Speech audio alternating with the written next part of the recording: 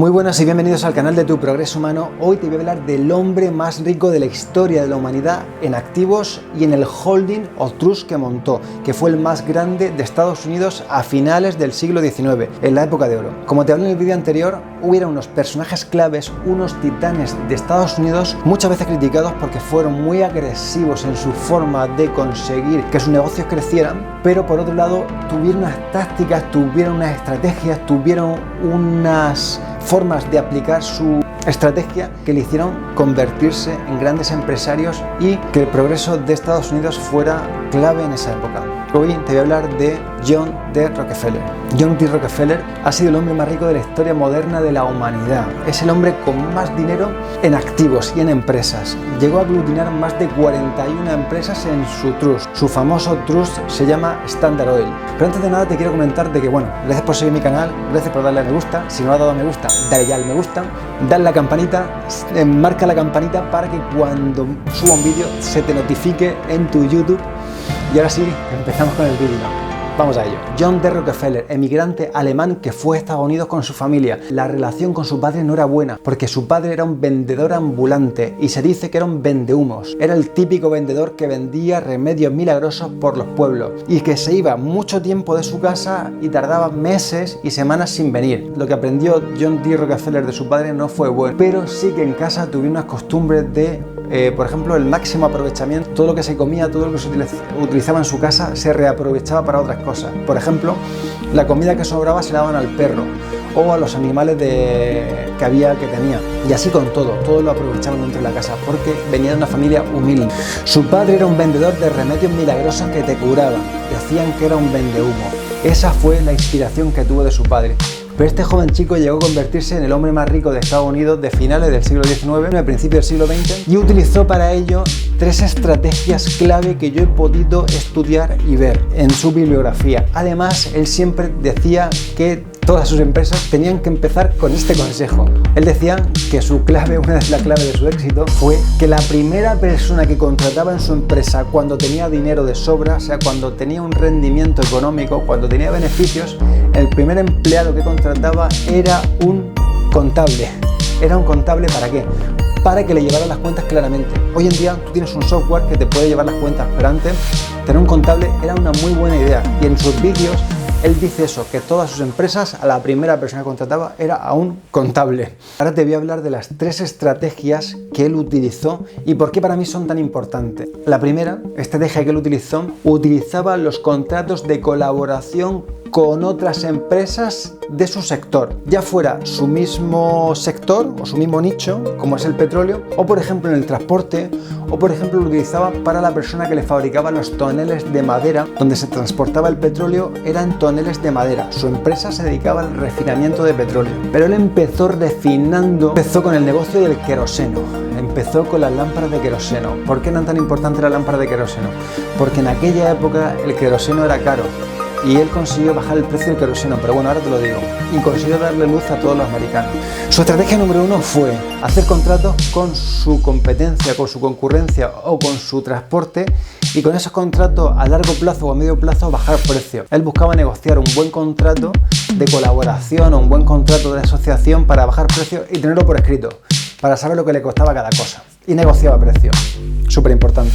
Contratos de colaboración con empresas de su sector o del transporte o el que le fabricaba cosas. Y así lo tenía todo atado con contrato. Súper importante. Estrategia número 2, que aquí es la estrategia también muy importante. Él se dio cuenta de que yendo a rentabilidad, o sea, vendiendo poco y sacando mucho dinero con sus productos, no conseguía que su empresa creciera lo suficientemente rápido. En aquella época la gente vendía pocos productos pero muy caros. ¿Y qué pasaba? Vendían productos de mala calidad o iban a sacarte el dinero. Y el empresario solamente miraba lo que había ganado en el corto plazo. O sea, si le vendías 4 barriles de petróleo, le sacabas tanto porcentaje, un 30% de margen, y con ese 30% de margen, me lo invento, pues le sacabas mucho dinero al cliente. Y eso se llama ir a rentabilidad por producto. Y él no quería ir a rentabilidad por producto. Él se dio cuenta que estaba ir a volumen. Si tú vas a volumen y tienes poca rentabilidad, aunque vendas menos, pero muchas unidades o muchos litros o muchos barriles, al fin y al cabo ganarás más a largo plazo. ¿Por qué? Porque eso te permite ir aumentando la producción y la productividad. Pero para eso tienes que tener atado a los contratistas, a los que te suministran el recurso, a los que te transportan el recurso o el producto ya terminado, al que te hace los toneles, y eso lo hacía con la parte número 1, que es con los contratos. Parte número 2, ir a volumen, no a rentabilidad. Estrategia número 3, ahora te lo diré. Pero antes de nada quiero decirte que él se hizo rico con el negocio del queroseno. Él, una de su visión fue que cada americano en su casa y cada americana tuviera luz para leer, para hacer sus tareas, tanto de día como de noche. Y eso en aquella época, como no existía la luz, se hacía como no existía la luz corriente todavía, se hacía con el queroseno, se hacía con las lámparas de queroseno. Él consiguió bajar el precio de la lámpara del queroseno y al bajar el precio, porque aumentó la producción, aumentó la productividad y bajó los precios, consiguió que el cliente, la clase baja, la clase media, tuviera acceso al queroseno para la lámpara. Y eso le permitió iluminar a todos los americanos. John Rockefeller, de lo que más agradecido se le puede estar, es que consiguió llevar la luz de queroseno al americano medio de clase baja. Y esto fue súper importante, porque vendió queroseno a todos los americanos de Estados Unidos en aquella época. Y es lo que realmente le hizo ganar dinero. Con eso es por lo que se hizo rico. Luego, con ese dinero que lo obtuvo el queroseno, empezó a innovar, y empezó a innovar en la gasolina. En aquella época, las refinerías de petróleo tiraban la gasolina, tiraban la parafina, tiraban un montón de subproductos del petróleo, como el aceite, como los lubricantes. No lo utilizaban, los desechaban. Y él se dio cuenta, con la ley de máximo aprovechamiento de su casa, o con el principio de máximo aprovechamiento, que podían coger ese producto o esos subproductos y también comercializarlos para los automóviles. Entonces le buscaba utilidad a otros productos en otros segmentos, como la automoción, por ejemplo, para los vehículos. Y él se dio cuenta de eso, ahí innovó. Y no se quedó la cosa ahí. Por ejemplo, como él contrataba, con un contrato tenía al de los toneles, el que le fabricaba el carpintero, que le fabricaba los toneles, lo tenía, sabía los costes, sabía las fechas de producción y sabía cómo lo hacía, porque lo tenía todo por... Él dijo, bueno, voy a hacer una prueba, voy a fabricar mis toneles durante 2 o 3 meses, un plazo X, no lo sé, y voy a ver el coste por unidad de cada tonel que me sale a mí. Él sabía que cada tonel le costaba $2. Y él consiguió, fabricando en su carpintería los toneles, que le salían $90, 90 céntimos de dólar, a menos de €1 o menos de $1. Le salía menos de $1. Automáticamente lo que hizo fue empezar a fabricar sus propios toneles y empezó a adquirir la cadena de valor o la cadena que le llevaba hasta el cliente final.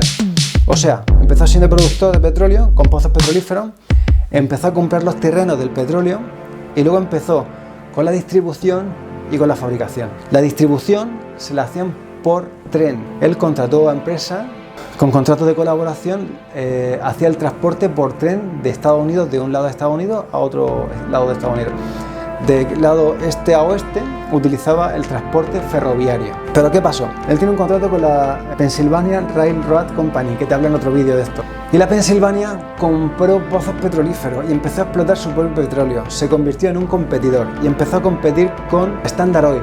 La estrategia le salió mal a Pennsylvania, porque lo que hizo John D. Rockefeller fue cancelar todos los contratos y dejarlo sin transporte de todo su petróleo, que era mucho. Él dominaba casi el 90% de toda la cadena. Entonces el volumen era muy grande. Y cuando dejó sin petróleo, Pennsylvania creía que iba a tener que utilizar rail, porque solamente estaba su línea de un pozo petrolífero al cliente final, estaba en la línea de rail de Pennsylvania. A John D. Rockefeller construir sus propios gasoductos.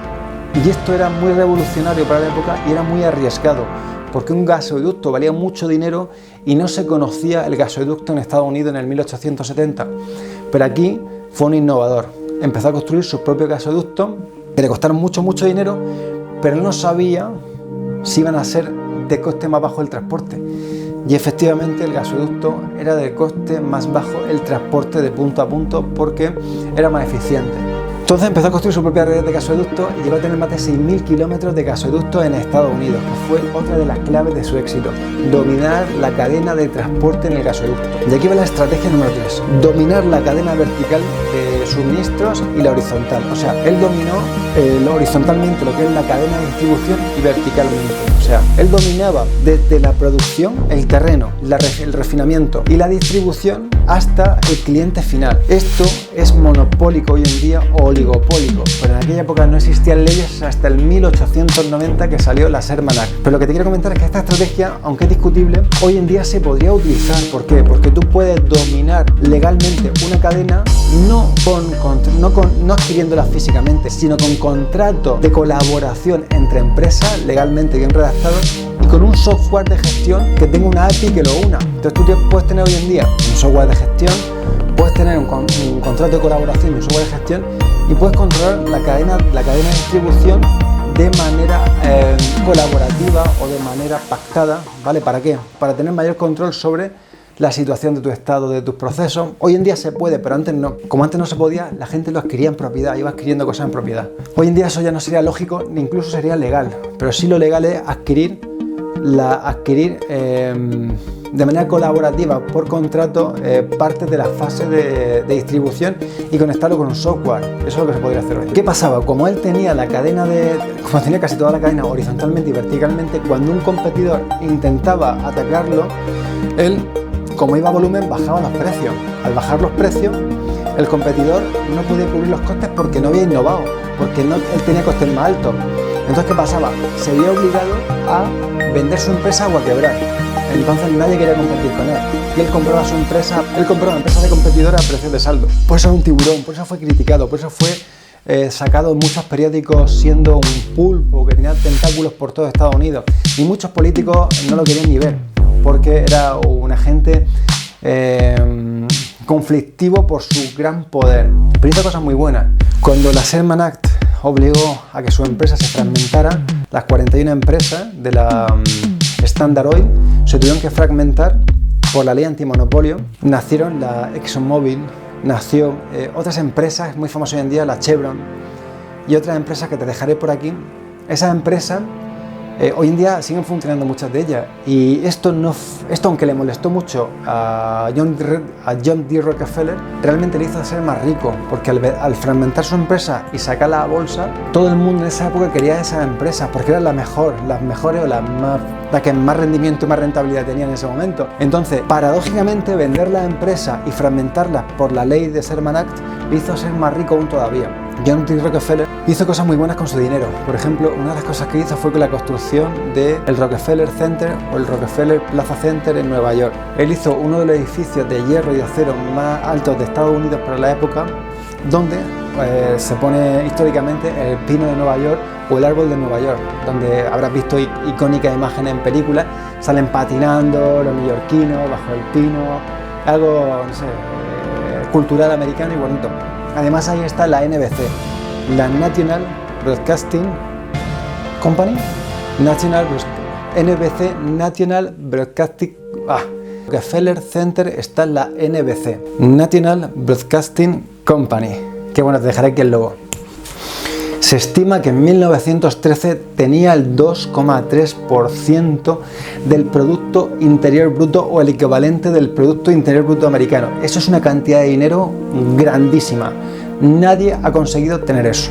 Pero lo bueno es que mucho de ese dinero, un 10% de ese dinero, lo destinó a filantropía, lo destinó a colegios, lo destinó al desarrollo de países y a programas de ayuda a los más necesitados, incluidos programas en África también. Hoy en día hay una fundación que es la Rockefeller Foundation o la Fundación Rockefeller, que se dedica a labores humanitarias y a labores filantrópicas. Es decir, ha sido uno de los grandes filántropos del siglo XX o final del siglo XIX. Rockefeller le dejó el dinero, llevó la empresa a Rockefeller Jr. y Rockefeller Jr. fue el que hizo la torre, la Rockefeller Center, el edificio Rockefeller en Estados Unidos. Rockefeller llegó a ver el edificio y falleció 2 años después de que se terminara el edificio. Y nada, bueno chicos, llegamos al final del vídeo. Me encanta que te gusten mis vídeos sobre el progreso humano. Si has llegado hasta el final, enhorabuena. Te soy sincero, no me gusta nada salir ante la cámara, y para mí salir ante la cámara es algo que me ha costado mucho tiempo. Si te gusta mi contenido, suscríbete, dale a la campanita y ayúdame a que pueda generar más contenido y siga mejorando mi contenido. Y solamente eso, desearte feliz Navidad, feliz nuevo año, que tus mejores deseos se cumplan y que tu progreso humano va a estar aquí para apoyarte en la medida de lo posible en todo lo que pueda. Nos vemos en el próximo vídeo. Hasta luego.